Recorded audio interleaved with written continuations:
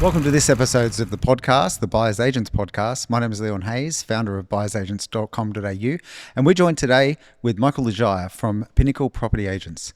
Michael, welcome to the podcast. Thank you. Do I need the mic close or? I don't think so. You'll be good with that one. Got this one. Thank you so much. Apparently you've got two mics, so two mics don't make a right, but I think that one should be all right. I think in this space you do need the two mics because you never know. I mean, I did one last week with the podcast and it literally cut out in a couple of minutes. So we're there for the whole hour talking. Yeah, exactly. So I think your podcast guy is... Gerson does an incredible job and he does make sure that we're backed up a few times. So fantastic. You've got the lapel, you've got the double. So it's only really your voice that matters on the pod. Ours can always be edited later, but everybody wants to hear your story and get insights from you. Incredible journey that you've been on. Life. We were talking earlier, $700 million plus worth of property. 700 acquisitions. 700 acquisitions. Yeah. Start to finish, I've been involved in 700 plus. I don't know exactly where it is, 700 to 750, 7 something. And how long's that been? That's over the course of my entire investing career. Yeah, so I've probably analysed thousands and negotiated on thousands of properties, and that's me. That's not me being part of some other business that's done it. That's me, start to finish. So. And Michael, how long have you been in the buyers agent? Buyers agent coming on 12 years in March or May, I think it is 2026. It'll be 12 years. Yeah. 20 plus years investing, and I think I'm only hitting my stride now. I think now I'm starting to be. Well, Leon and I were just talking earlier about how buyer's agent, as far as being an everyday household name, like a buyer's agent, is only really a reasonably new thing. So working 12 years as a buyer's agent in Australia, that would put you amongst one of the most experienced buyer's agents in Australia. Yeah, definitely. I'm still... Can we swear on this or not? Yeah, of course. Yeah, I still remember when I used to get told to fuck off all the time, and I'd say, listen, my fee's only $6,000. Fuck off. You want me to pay you? Are you kidding? And people were like that. They just... Now they're kind of like, okay, a buyer's agent charges money. So I think it's been established now in the industry. Australia-wide. But back then it was a tough slog because no one knew what we did. It was back before there was any courses. It wasn't really mainstream. It was kind of like you had a couple of inner city buyers agents that helped time poor people that had, businesses. They were busy. They needed someone to find property for them. And then you had a select few successful property investors who had built, 10, 20, 30 properties in their portfolio, and then they showed others how to do it. I was in that category. Definitely wasn't a city boy. And data would have been limited back then as well. Like today, I think the explosion of buyers agents into the industry and the growth in the market has been because there is the access to data, whether it be over the internet or platforms or API data coming from different, data was the back of the magazine, remember? Yeah. Your investment property magazine, and you go to the back of the magazine. And Identify. Yeah, there you go. And away you go. Yeah. So where are you based and where do you particularly focus? So we're here in Brisbane.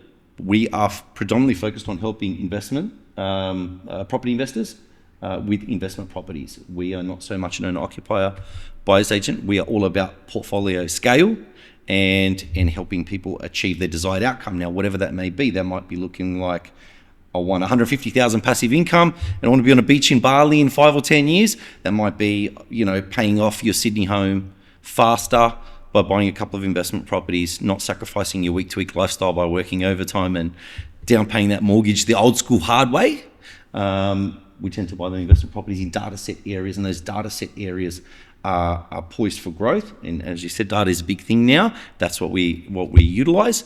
And where we can, a little bit of a cheeky under market value play off market. I love doing those. And when you combine that, that's pretty much what we focus on. And so do you use data analysts or do you yourself? Yeah, are you trawling through? It used to be the back of the paper and back of the Australian investment magazines to try and find those token suburbs or token areas. Are you using analysts now to go through and identify and use regional data, geographical data, macro data around the economy and that sort of thing? So 100%. So back in the day, I'll tell you how it works back in the day before we go to the data today, right? So data today is amazing, and you can pinpoint it straight away where you go.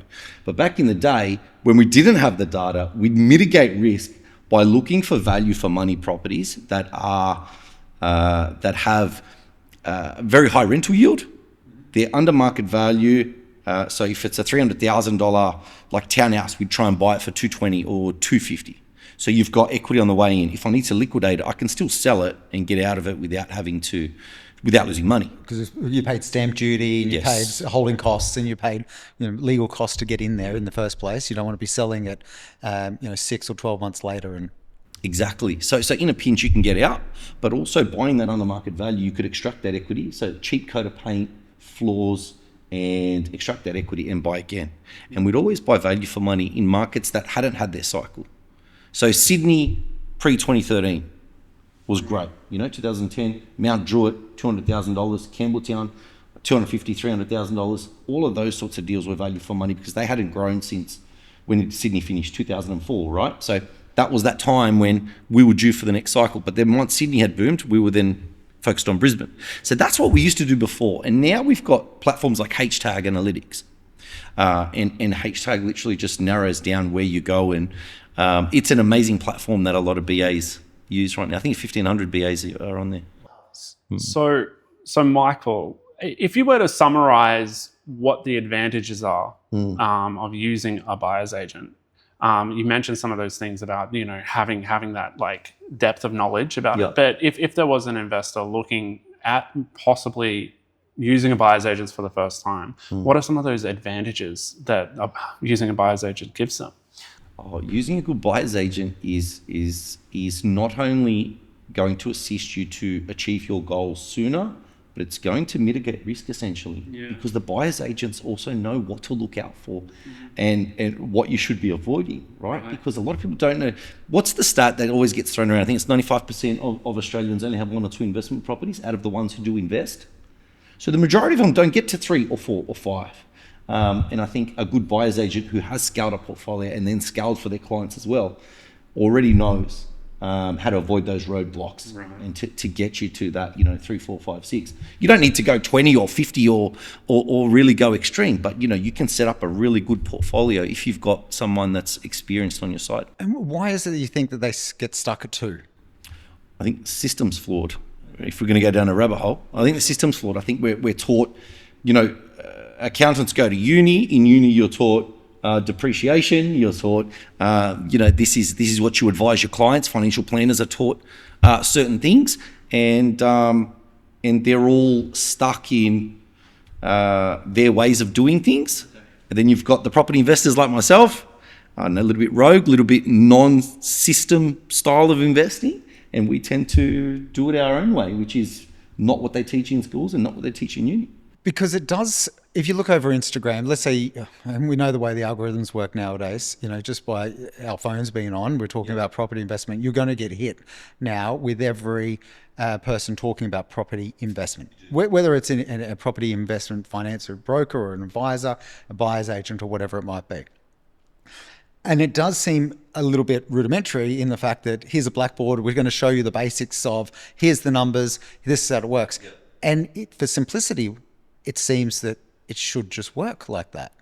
And generally, when you're actually in it and do it, and you do follow that to the key, and you are buying right, and you have got your finances in check, and you are able to resource and pay that debt back if it is debt that you're using, the system does work.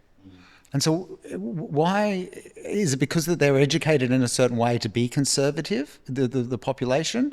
Or is it that because if you've got one, you've got your home, and then you're going and investing, $500, $700, $800, $1 million, another $1 million in your next one, there's going to be a period of time where if that all went well and that cash flow is working to pay back that debt, and you can afford it, that you should potentially be interested in going to the next one.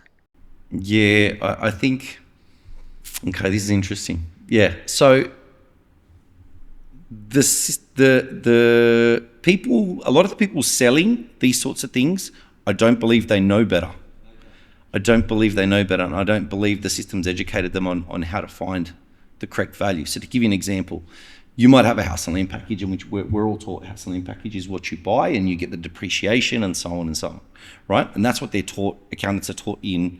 And accountants, shout out to you guys. I absolutely love you guys, but this is in no way me having a crack at the accountants. It's just they're taught that this is how you reduce tax and so on and so on. I'm, as an investor, not interested in reducing tax. I'm interested in creating wealth, right? Capital gains through appreciation and not paying retail. It's the same like buying cars. We were just talking about cars earlier, right? Talking about debt and cars. Yeah, okay, cool. So I use the Toyota Corolla as an example all the time. The $30,000 Toyota Corolla that's brand new off the showroom floor, or buying one that's 3 years old with 40,000 Ks for 18K, right? That Toyota Corolla is still, you're going to rent it from Avis or Hertz for the same amount per day, whether it's new or it's old or whatever, right? It's kind of like, it still has that same value, just like a secondhand property has in the rental market, but you don't pay that brand new sticker price off the showroom floor. And I think as a bargain hunting investor, that's what I love doing for my clients, is finding out. That really gives you an edge, doesn't it? It does. Yeah. It does. And it's not just limited to one particular state or city. Right now it's Hobart, ACT's got some great value. I love Tasmania. Love Tasmania. Yeah. I don't love the property Tasmania market in too. Tasmania, but I don't think It's moving now. Yeah? It's on. because It's on. you I always think of Tasmania. You buy into Tasmania, you're leaving that money there in Tasmania. Do you know what I mean? Like, I mean, That's a mindset thing. I think so. It definitely is. We've looked at it, some rural property there in Tasmania, but That I could get on board with that. But We should build a racetrack. Sorry. they I'm do. going. We should pay. I was, Good idea. yeah, with cars that are financed. So we're not just teaching you about how to make money, we're teaching you how to waste your money. You love racing? I love racing. Go-kart track. Oh, 100%. 100%. No, I love racing. Yeah. I'm very, I'm on and off. There's just extreme to the limit. And that's in business, that's in life. Where do that's you race in Brisbane? I haven't raced. Really? I'm quite a few years I haven't raced. But I would love to get back and maybe I tested a Radical a few years back, so I wouldn't have minded doing the Radical comp if I'm doing, so I wouldn't mind Porsche either. But, and then maybe Targa even. But I nearly bought a Targa car at the start of this year. Nearly. And you decided to put it into land instead of... No. I bought more property. More property. But yeah, I will get there. I will do it. I'm just a bit older, and I'm just not as like, I remember having 3 race cars in 2010, and I didn't even get to drive them all because you're busy with work and so on. Whereas now I'm getting a little bit older. I don't know. And there's so much to take advantage of. If you are on that property development, property investment journey, there's so much to take advantage of in Australia at the moment. I know there's a lot of people leaving Australia, that, don't get me wrong, that have made a lot of money and don't really like or not really comfortable with the future of Australia. But there is a lot of advantages to buying in Australia in certain pockets and regions at this moment that you could, nobody's got a crystal ball, but all signs are pointing in a very positive direction with certain areas. So rather than buy the car, you buy the land. 100%. I think a lot of those Australians leaving Australia that you're referring to, and I've seen this happening. I think they're people that have created wealth and they're moving for tax reasons, and the fact that the government's been a little bit questionable in the last few years, and they're disagreeing. But one thing we can't disagree on is if you understand property right now and you know what you're doing and you know where to buy and you know how to buy off market and under market value and add value and subdivide and so on and so on. There's so many ways to make money, and Australia is the place to make money. That hasn't changed. Yes, they're taking their fair share. The ATO is always going to be there for their cut. That's never going to stop. Oh, there's a lot of tax. What was it? 50% of properties now, it's a tax. Whatever the numbers are, the opportunities are still there. And I'd love to understand how you sort of see those opportunities. Yes, you look at data, whether it be Hobart or Darwin or Brisbane or Queensland or wherever it might be. You take the macro forecast and things that are looking, Southeast Queensland, Olympics, etc. Yeah. But then, is it a buyer's influence that when you're presenting to them an array of different property options, or is it and what they get comfortable with? So you might present one in Fremantle, one in Shayla Park, one in Mount Druitt, maybe all sort of fit the same growth trajectory within a few points, I'm assuming, or same return trajectory within a few points. is it their influence on making a decision, or do you leave it up to them, or is it more, hey, this is the only thing that you should be going towards and purchasing? It's interesting. I firmly believe that I have that answer of where they should be going and what they should be purchasing. It's based on data, but the investor comes along with personal biases. So you remember how you just did it with Tassie? Yes. Yeah, I did it on the phone this morning myself, and I realised, I checked myself, I still do it as well. But when I'm talking to someone else, I'm purely analytical. But for myself, I pull it out as well. So I understand that it's a standard human emotion, comes out, and that's how it is. It's a very emotional journey buying property, really. Like I'm on a bit of the other end of the spectrum to Leon is. My wife and I purchased a property about 7 years ago in Norman Park in Brisbane, right? Yeah. And we got very fortunate getting in before the big boom. But you know, I remember that journey of purchasing that property being an incredibly emotional one. So do you find you have to navigate that, like the you know, the buyer's actual emotions and preconceptions? Yeah. And they're formed that's human programming formed over many years with family biases, internet, TV, news biases programmed into the individual. So the family member that they have, maybe a parent, might have bought a townhouse once upon a time and lost money. They will come to you programmed saying, I can't buy a townhouse.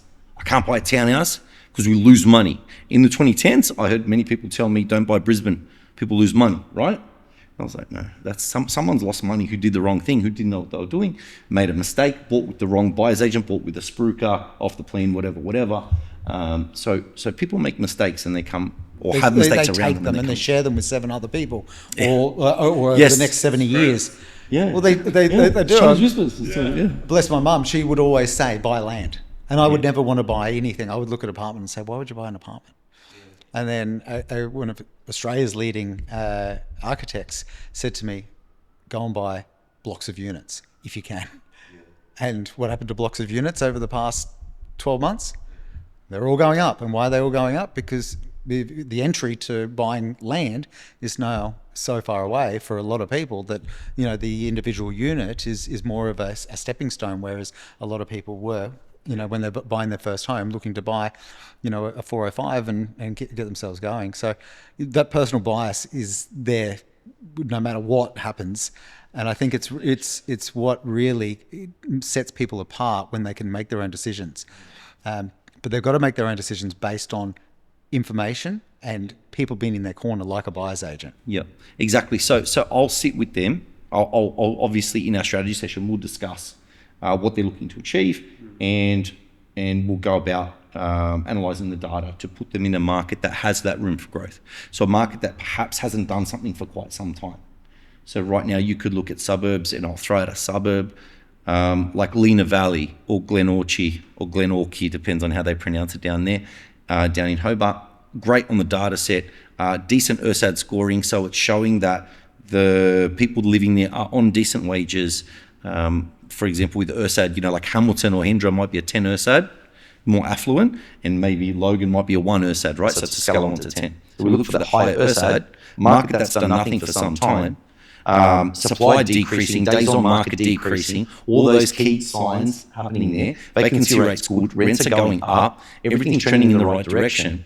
And we can see that market now has room for growth. So when we find that $650,000 asset there, we know that the locals there, based on the wages, based on the URSAD scoring, they have the money to pay for a property.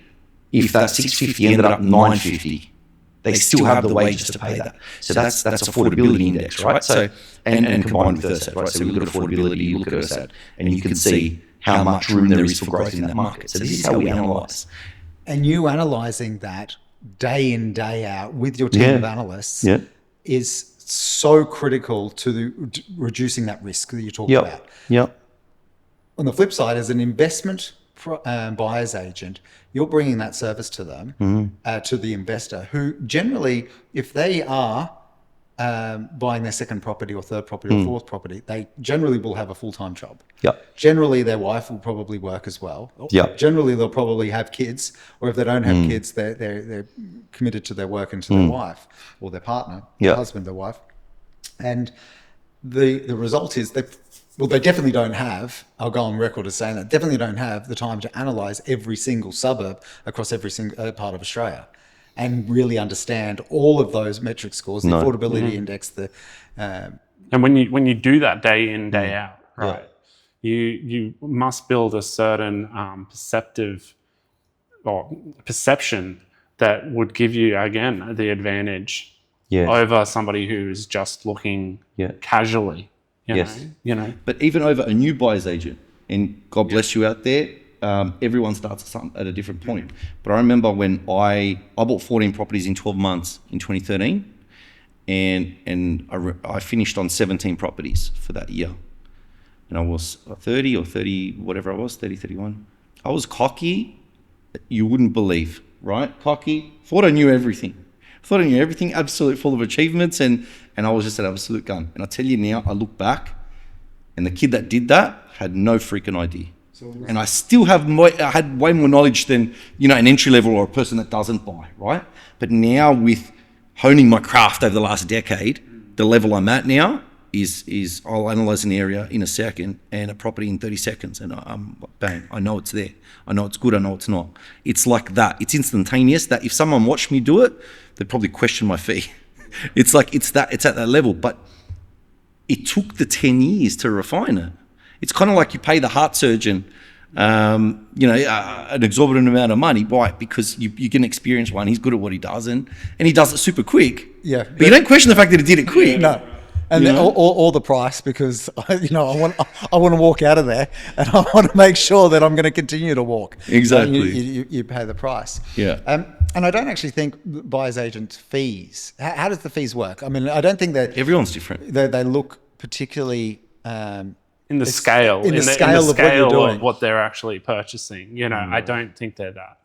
I don't think they are. I think they're worth their money, so much so that the client we were just talking about that I bought 6 properties for in the last 6 months, he's made $500,000 worth of equity, and he pays me that $19K plus GST, and he prepays his deposits in advance. Well, I might actually hold you there. He loves the fee. He loves it. One of our segments that we've got introducing to the Buyer's Agent podcast is called Inside the Deal. Okay, right? cool. And Inside the Deal sort of unpacks a deal without names, an anonymous deal that you may have worked on in the past. Yep. Maybe it's something you're working on now, or maybe something that you think that a way it will go into the future. But really, we want to get to understanding inside the deal. So what's a deal that you're working on that sort of is poignant towards what you actually do day to day?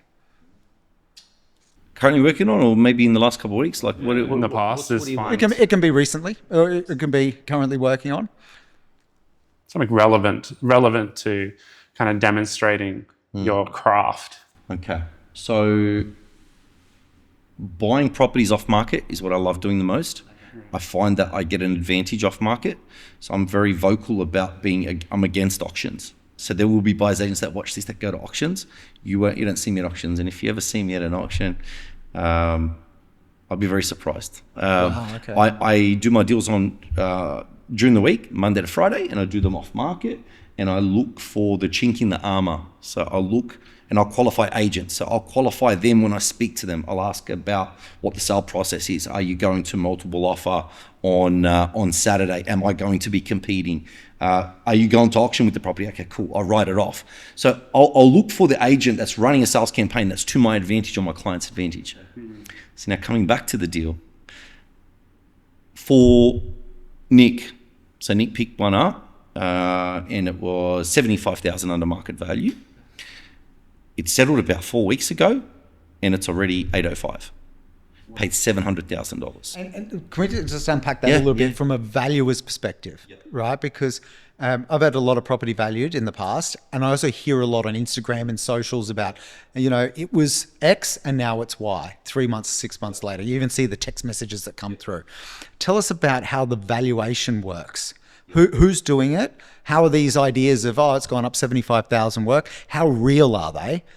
The industry's built on that. The financial industry is built on that, obviously. But can you tell me, how does that work? There's different ways they do it. Okay. So this is what the public's never going to know on Instagram and on Facebook.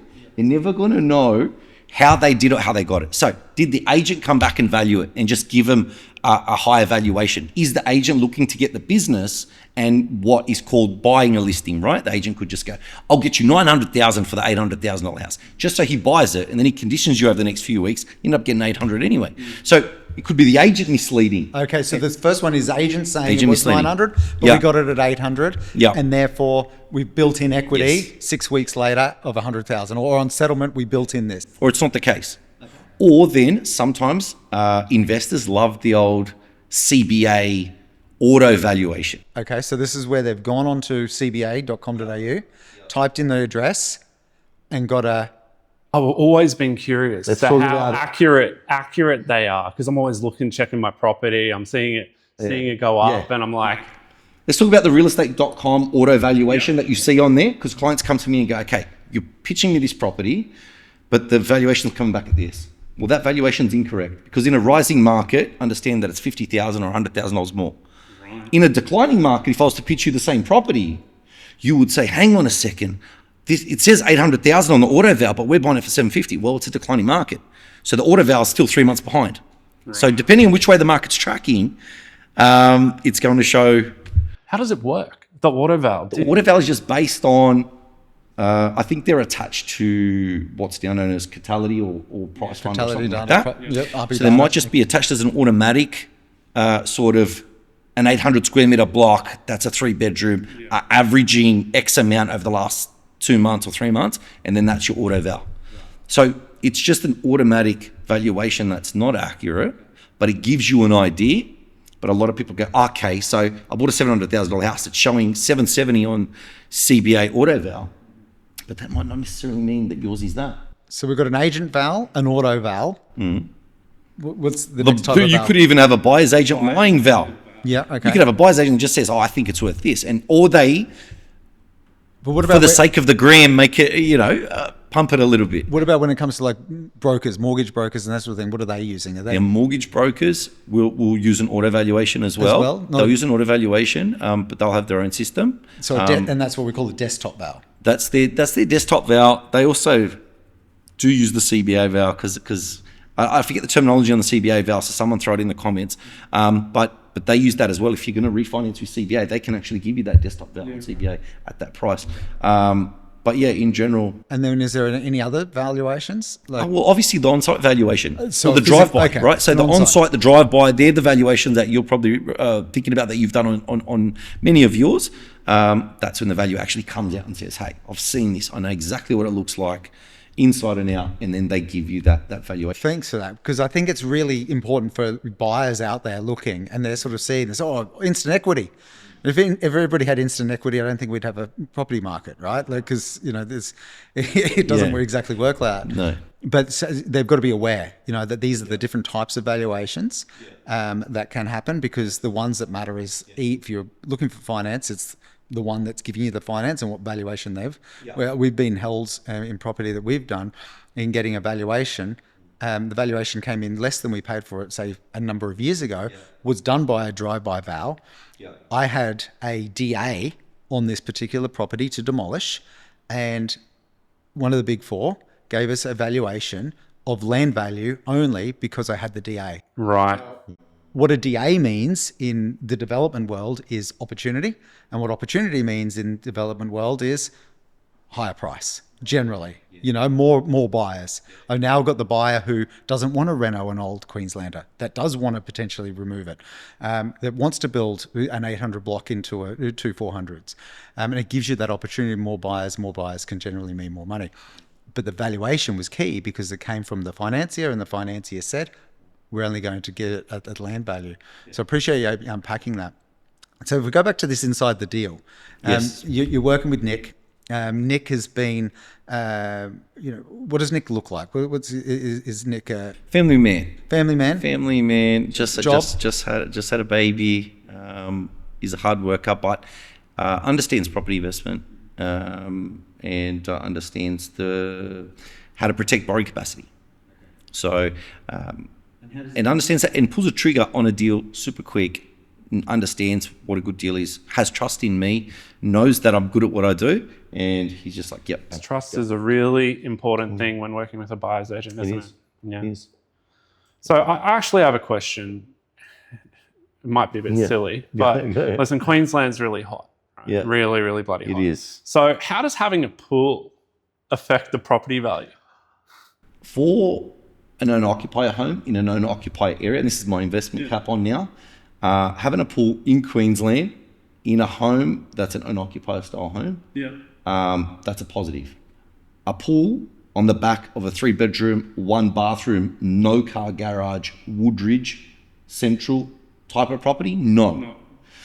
Pool in a Melbourne property, from an investor's perspective, no.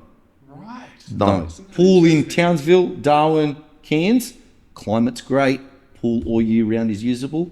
It's a bonus there. It's a positive. Wow. So that's how I look at it. I lived in Melbourne, right, and I felt I got half done by, or hard done by. Oh, yeah, a lot of Melburnians will think that as well. They got fully done by, don't they? Not just half. I moved down there. I took a full floor apartment. It was actually one of the block apartments. We rented it. I don't know if you remember the block. And the guy got in there with the paint, and he created that murder scene with paint all over it. Threw paint everywhere. It was, and the two sisters were on the same one. Is this mid 2010s? Yeah. 2015? Yeah. South Melbourne. Yeah, South Melbourne. I've been there. Park Yes, Street. Yeah. yes. It was a guy. They were designers. He reminds me a lot like you. Anyway, they called this the murder scene, and they put paint all over the bedspread and the walls and everything. We rented this. Moved down there to grow our business. In 20, we left there the week before COVID hit. But anyway, we'd been renting this place, and it looked beautiful. Full floor, outdoor, indoor. You could only use it for half the year. The pool? No, the house. The house, it was too cold. Half the house. Because it was so freezing that you couldn't actually go outside and use the outdoor area that they built. Yeah, right. So it talks to that point, right? Like you can't, if you, 3 bedrooms, no car garage, and you're working, and you've got no reason to look after the pool.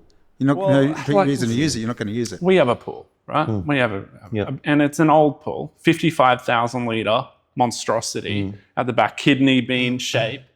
And we can only use it half the year, for one. It's just become such a burden on keeping it not turning green. The ducks use it for half the year. So that's why I was curious, because when we first got the house, I was so excited, we got a pool. But it's interesting to see that it's not always seen as a positive thing. Now, no pun intended, but the pool's becoming a bit of a drain on you. Oh, it is. It's got a bit of a leak too at the moment. So it's got a leak. There you go. There's the drain. It's draining. It's leaking. Your wallet's leaking. That's what's leaking. Do you have someone servicing the pool? We do. Well, I do it myself, to be honest. I'm a bit hands-on. But I guess the question for you is, how many bedrooms? It's 3 bedrooms. 3 bedrooms. So you're now at this point of looking, do we renovate? Do we move out? Do we buy another? Put that as an investment property. And if that's the case, and it is 3 bedrooms with an undercar carport, do you fill it in and create a backyard, right? Or do you, and add value that way? Or do you, try and rent it out? And will that maximize the rental return? Well, mine's gone straight to analysing your property. I need the info now. So, I'll Northern Park, what's the price point? 3 bedroom, 2 bathroom, 3 bedroom, 1? Yeah, so we purchased it for, that's what you mean by price point, right? So we purchased it for around $720 in 6-7 years ago. And Norman Park, 3 bedroom, 1 bathroom. We've renovated the kitchen since getting it, just because it was so crap. It's got a pool, decent sized backyard, and it's probably a 400 and what's the 410. whatever the standard half is. So it's worth 1.6 now. Yeah, roughly. I hope so. One just sold down the road, didn't they? We were analysing so there was one actually that sold in Longfellow Street, which is actually where I grew up, in Longfellow Street, and for 1.6, and it's smaller and crapper than our one. So I think I'm sure it's a beautiful property for whoever bought it. Absolutely. Without a doubt, I'm sure it's gorgeous. It's definitely been renovated at the front. It looks a lot nicer than ours. Ours is a little bit dilapidated. So it's an interesting one, all right? So you've got a family man, is full-time job, considerable income, whatever all of that means, but is effectively now looking at this stage. What does he do? Does he go into? I'll tell you the first thing is I'm in no way providing any financial advice whatsoever. Please consult your financial planner and your tax accountant. But if I was in your shoes, do you really need the bigger house? Do you want to upgrade? We have to. Or do you want a portfolio? Oh, See, it's when you make that decision, go from there. But I probably wouldn't be, if I was in your shoes, I wouldn't be turning it into an investment property. I think one of the best parts about being in Australia is, one of the laws that hopefully they don't change is no capital gains tax on a principal place of residence. Right. Since you've been living there, you can exit that cleanly and take all the capital growth. This might change your perspective. Like this might change your opinion. So we actually got approved for the Resilient Homes Fund. Yeah. So we actually have $50,000 access to $50,000 to perform a renovation on the house in order to protect it from flooding. Okay. And we've actually gone through the process of getting plans drawn up to do a renovation on the house. We absolutely adore the area. It's beautiful, and we want to live there. It is such a wonderful spot, and so that's really where we're going. Is we're thinking, we need a place, we need a bigger. Currently, work in my home office with my wife, who runs a Pokemon card shop. Yes. 60% of the room is filled with Pokemon cards, and the last 10% goes to the dog, and I get 30% with my computer. So we just need more space. We need more room. We have a little 5-year-old, so that's really what we're planning on doing. Probably just maximize your exit strategy. Make sure that the property is presented in its best light. Right. And if you can do that bathroom reno, do whatever else. I don't know if it's a high sale. I don't know. Well, we're going to lift it up. And we're gonna build in underneath, because that's what the $50,000 can go towards. Yeah. Right. Yeah. I like this. Okay. And then we're thinking polished cement floors. We're not gonna overinvest in the furnishings and stuff. We're gonna keep it really sort of almost brutalist, because that's kind of what we want. We want like minimalist. We're putting it in. If we go an exit strategy, we're going to have to stop with what you want, and find out what the market really wants, and just try and tailor it to that. Just because I want you to take out as much money as possible, right? Because the more money you get out of this, the better your next one's going to be. Right, and I see, like we live with the fear of, if we ever sold this house, we'd never get a place in Norman Park like that again. And I guess it's just, we got so fortunate being able to get into that. Like the spot is just phenomenal, right? And you know what you might need? You might need a good buyer's agent. Sounds like I do. Michael, you never know. Yeah, I might know someone. If we jump back,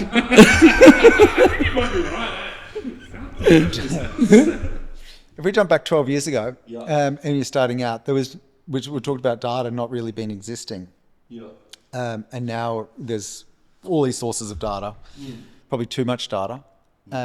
But there's no way to compare or rate or review buyer's agents, let alone find a buyer's agent. You're embarking on this journey around SEO, of online, trying to get your name out there.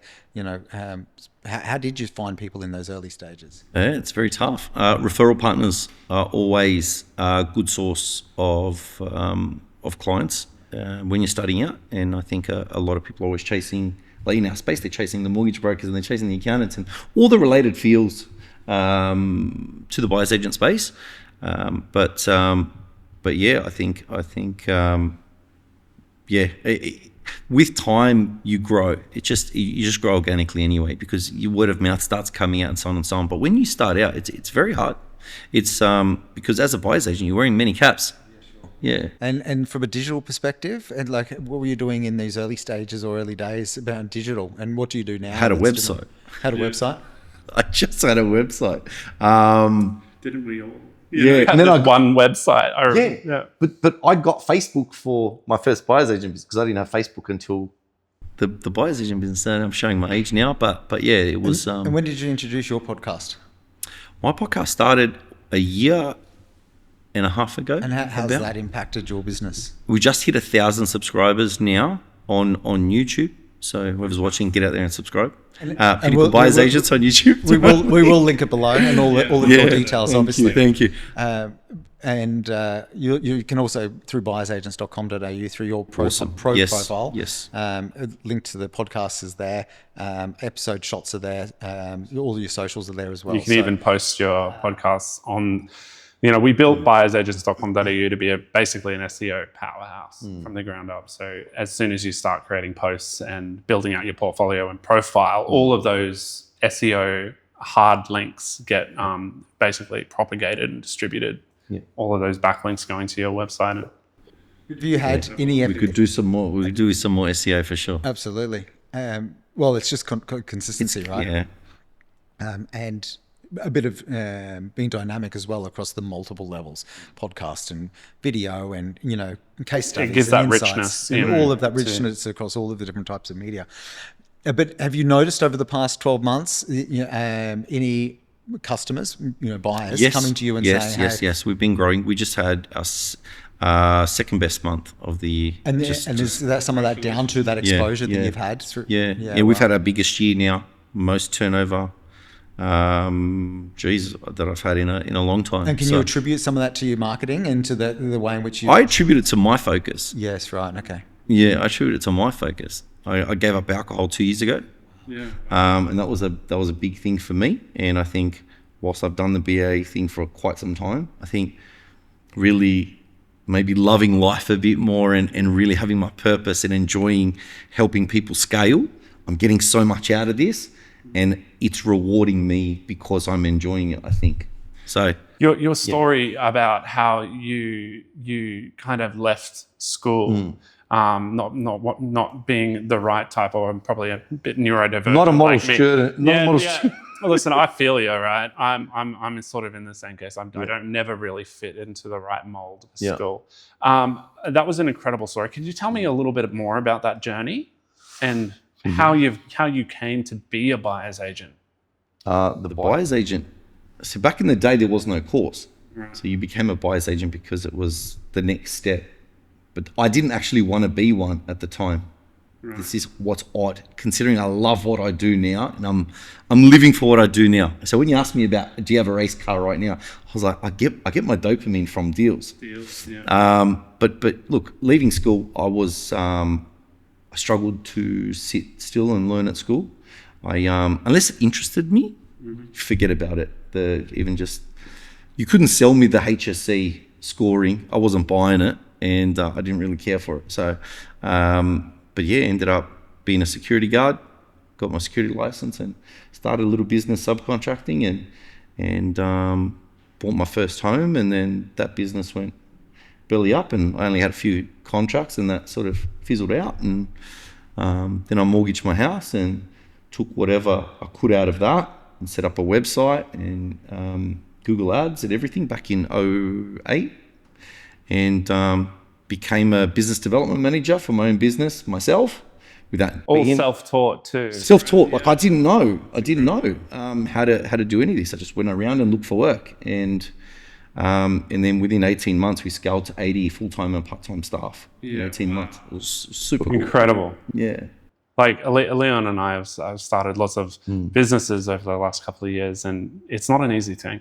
It's probably some of the most challenging things we've done. Is grow businesses. So it is. It doesn't matter what type of business. It doesn't matter where. It doesn't matter how. It's the always framework, hard. The pillars, the foundation, the work ethic, the commitment, all of it is exactly the same.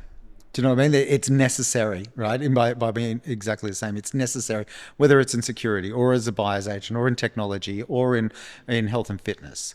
You still have to do all of those things. You can't get away with not marketing. You can't get away with not having a great product. You can't get away from not servicing and supporting customers. You can't get away from managing the finances. You can't get away from getting sales. All of these things, these are basic principles that are necessary. Like you could say, successful businesses in themselves are a testament to the hard work and dedication that goes into the founder them, and the entrepreneur. Yeah. And that's what I love about buyer's agents is, they are building a business at the same time. Whether they're working for a brand, there's not many big brands in Australia. Definitely not as many brands as there are real estate agencies. But they're building their portfolio with their clients, with their customers, with those that repeat business. They are. I mean, we're looking for buyers agent staff right now, as our brand's growing all the time, and it's hard to find them because a lot of buyers agents are natural entrepreneurs, and they're coming out and starting their BA business, and they're wearing the marketing hat, and they're the marketer, they're the CEO, they're the CFO, they're the they're the buyer's agent, they're everything, right? And I've got to give them a lot of credit because this is a tough industry. It's not as easy as what the majority of people think. You need to wear so many hats, and I'm telling you now, I'm a shocking marketer, and I'm bad at so many parts of my business. Well, your podcast looks phenomenal. Absolutely. It looks Thank you. incredibly. You articulate beautifully well, and that comes from experience, and that comes from, I guess. Well, what else does it come from? I'm sure it comes from internal desire. I think I'm a natural born salesman. Yeah. Because I had to negotiate with my mum as a kid all the time. So it was just like I talked my way into a used car sales job. And where was I'm that? not a used car salesman, by the way, but I talked my way into a MacArthur Nissan job in Sydney. I was just out of school, and I called them on a Sunday, and I convinced him to let me interview that morning, and I was on the lot selling cars on that Sunday morning. So sales was always a given for me. But finding what you love, I think, is the real win if you can find that in life. And I think I'm loving, I think the last 2 years of in the buyer's agent space has been the best time. And it's only growing, isn't it? And it's only growing. growing. Everything's just you know? going well, yeah. Yeah, on one side, I sort of see that there's been this limited scaffolding. Do you know, like for new buyers agents coming about, it's only really happened in the past few years that you've had the data sets really, truly available. Even the BA CRMs, the buyers agents, direct data, all of those things sort of have culminated in the past couple of years. Obviously, our site has been the first of its type, which we love having you on board and having you on the site as well as all the other buyers agents. But then that recognition that comes from in an industry. So at one point, you've got this difficulty of having to carve the way forward. Still, I'd say a very high double-digit percentage of people have never heard of a buyer's agent. Yeah. Would you say that's true? I think that could still well be the case, yeah. I like to use the analogy of the personal trainer. 15, 20 years ago, we didn't have personal trainers. They were seen as this only for the exclusive, right? And I mean, you use a personal trainer at $100 a training session. There's $5,000 for a guidance and advice for the year. Now everybody's got one or can have access to one. And buyers agents, I think, are sort of going through that rendition that they're becoming more and more trusted.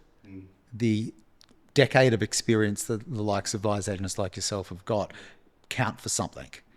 It counts for seeing the industry. They haven't just come in and seen, all of a sudden, Brisbane's a great place to buy.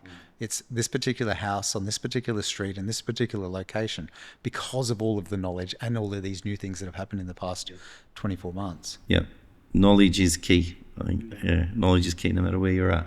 I think with the data though, so back in the day, there was a huge gap between a novice buyer's agent and a really good one, because a really good one knows exactly where to go and how to execute it, even before the data, because they understand what represents value, and they do really well. Now with the data, all the buyer's agents have access to it now, and they can just subscribe to a platform like Hashtag, and it's actually leveled up the industry a great deal that we have so many good investment buyers agents out there now that we didn't have before, and it's honestly the industry is going in the right direction in that in that regard.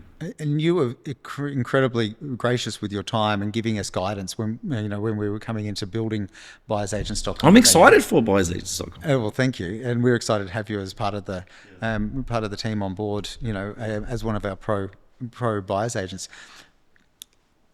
What do you see the journey like for us? What do you think that we should be focusing on when it comes to benefiting buyers agents as a whole and benefiting the buyers themselves? I think transparency. I think you guys are bringing a lot of transparency to the industry. So someone that is looking for a BA doesn't know where to start. They're bombarded with a heap of marketing. It's noisy, isn't it? It's noise, and they get. How many touch points does an average person see in marketing on a daily basis on socials? It's ridiculous. So you've got all that. You don't know where to start. Where do I go? Who do I see? And I think what you have established now is that, that go-to. We can go there and have a look at the profiles, and it's transparent, and you can select which buyer's agent is the right fit for you, and that's what we've been missing. Fantastic. Isn't that exciting? Yeah. Well, thank you. We truly appreciate you being a part of this journey. An absolute legend. Thank you guys. Thank you guys for having me. One of our segments that we want to make quite consistent throughout our the Buyers Agents podcast journey is 60 seconds with you, right? And so part of that will be twofold. The first 60 seconds is questions around a particular suburb, your favourite suburb. Yep.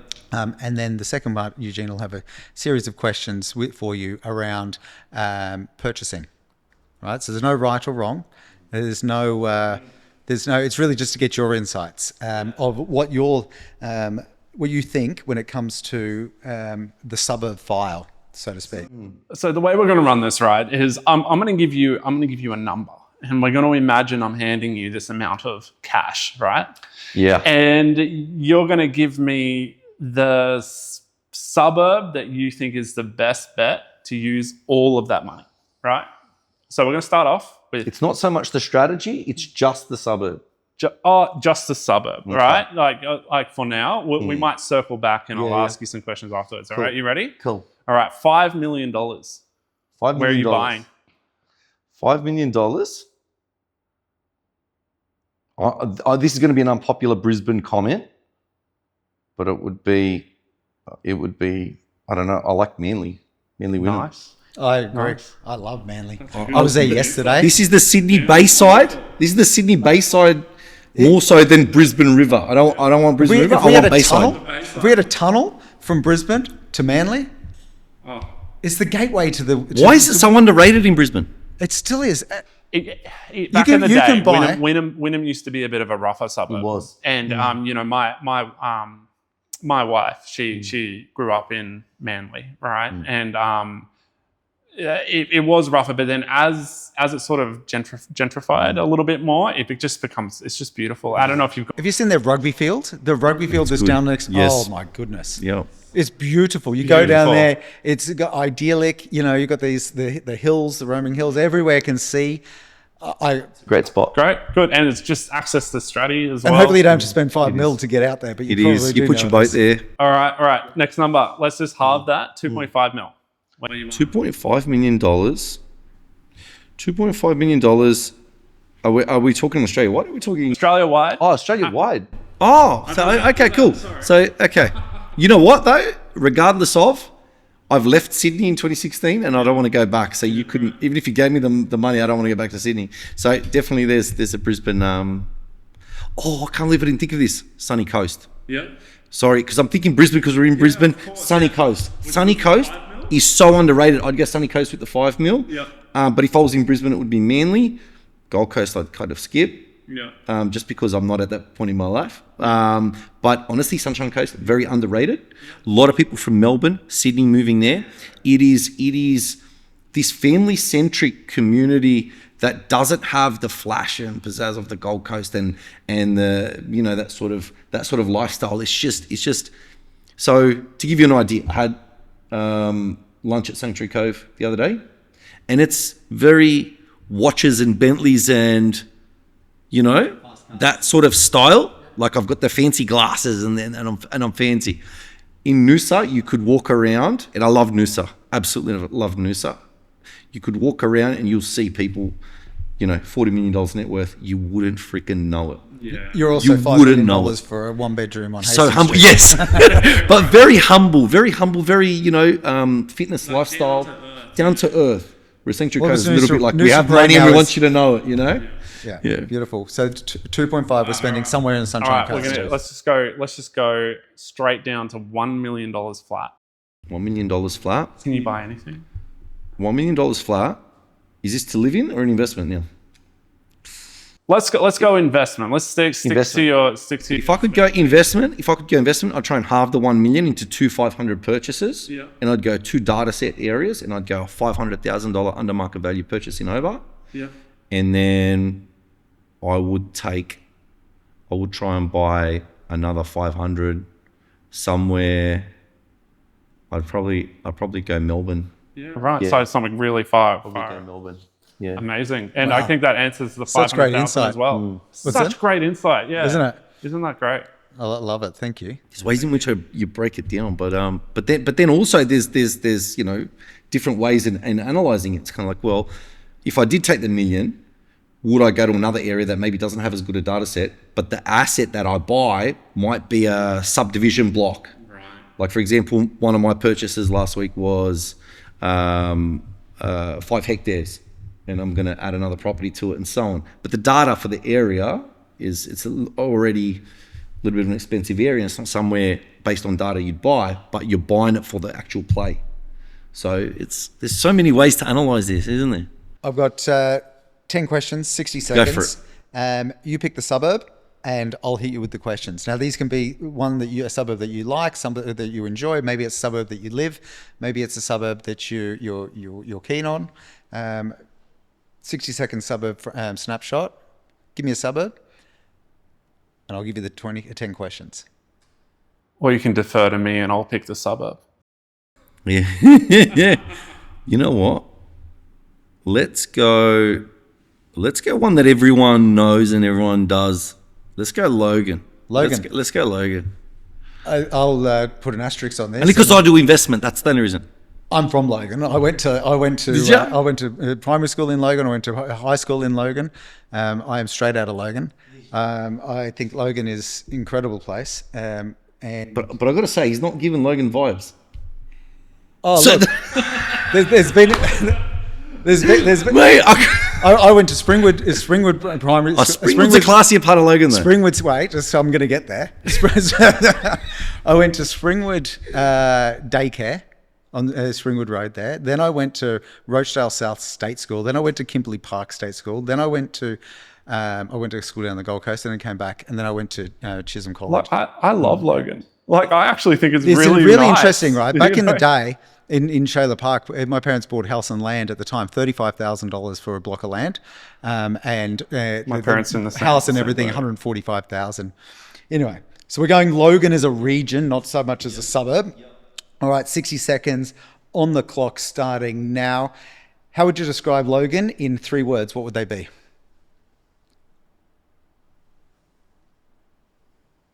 Good, bad.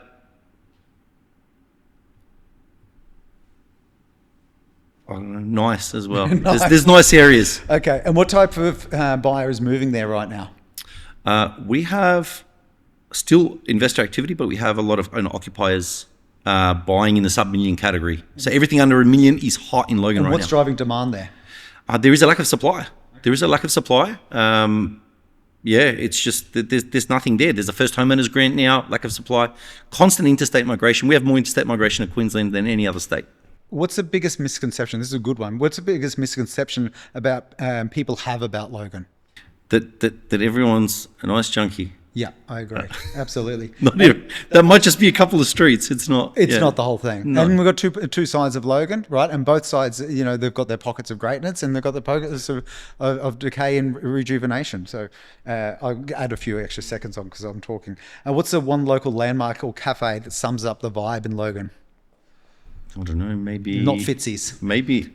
I don't know. I don't know. The Glen's great. The Glen? The Glen's great. Because Logan's a huge area, right? It's huge. It goes all the way up from just over Brisbane, all the way down to Yeah. the Albert River, or Logan River. Yeah, but let's not define Logan just based on pub locations. No, absolutely not. What's suburb? How's a suburb changed, or how has the region changed in the past 5 years? It's changed a lot. We are seeing a lot of international migration. There's a lot of those ethnic communities coming in, and areas are gentrifying. So, your Slacks Creek and all those, which would have been predominantly Australian, and a lot of Kiwis came over in the 90s, 80s, 90s. That's now becoming very Afghani and very, there's other communities there now, and they're buying. And I've watched this happen in Sydney, in for those of you from Western Sydney, know Miller, all those sorts of areas. They've turned into these ethnic communities, and people are knocking houses down. They're building new houses. It's exactly what happened 20, 30, 40 years ago with Sunnybank. And yes, that's what's happening. Ethnic community through there. So Sunnybank's pushing out, essentially. Vibrant, some of the best Yeah. food in the region. How do you think Logan's going to change in the next 5 years? I think there's going to be a lot more development. I think a lot of the older houses will be knocked down and so on. Springwood, funnily enough, has a lot rezoned. They want to see Springwood as a new style of maybe like a Parramatta to Brisbane, but it's still taking some time. And towards Eugene's question, if you had $1.5 million to spend in Logan, what would you buy there and why? 1.5 million in Logan, and what would I buy? An occupier? Up to you. We'll go with the investment focus. Investment focus. I actually got one of each. One of each. I did just buy. Did you really? Congratulations. Just picked up one. Logan acreage at the back near Yarrabilba.